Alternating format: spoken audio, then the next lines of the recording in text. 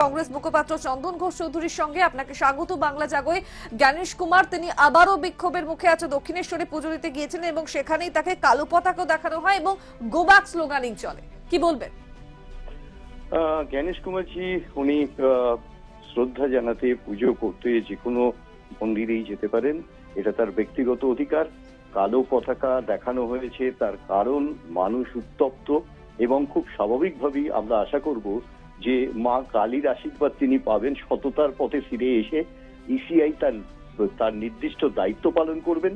কিন্তু ঘটনাচক্রে যা ঘটছে, এমনকি গতকালকেও যা ঘটলো, সর্বদলীয় বৈঠকের বিভিন্ন ক্ষেত্রে আমরা দেখলাম যে আলটিমেটলি ওনার যে কমিটমেন্ট থাকার কথা সেখান থেকে বারবার ডিপার্চার হচ্ছে। আমরা পরিষ্কারভাবে যে প্রশ্নগুলো করেছি যে ইলেকশনে কিভাবে এই ভোটার লিস্ট কভার করার পর ইলেকশন কিভাবে হবে, ইলেকশনের কোনো ডেডলাইন আছে কিনা, ইনফ্যাক্ট এই ভোটার লিস্ট তৈরি করার ক্ষেত্রে কোনো ডেডলাইন আছে কিনা, এবং সব থেকে যে একটা ইনকমপ্লিট ভোটার লিস্ট নিয়ে এই নির্বাচনটা হবে, যদি তাই হয় তাহলে একে বলা হয় অ্যাবসলিউট ফোর্স।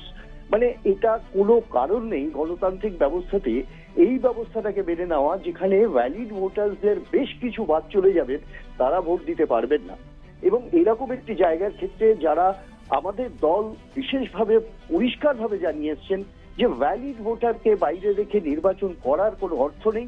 সুতরাং জ্ঞানেশ কুমারজি আজকে গতকাল কালীঘাটে, আজকে দক্ষিণেশ্বরে উনি মায়ের আশীর্বাদ, আমরা চাই তার উপর আশীর্বাদ বর্ষিত হোক। তিনি এতদিন যে ভুলগুলো করে এসছেন তাকে রেকটিফাই করুন, ফিরে আসুন পথে।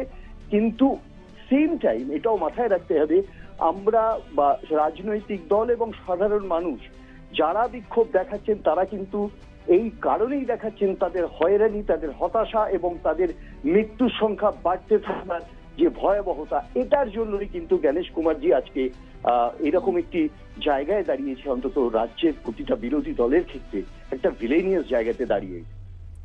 অনেক ধন্যবাদ আপনাকে। টেলিফোন লাইনে ছিলেন কংগ্রেস মুখপাত্র চন্দন ঘোষ চৌধুরী।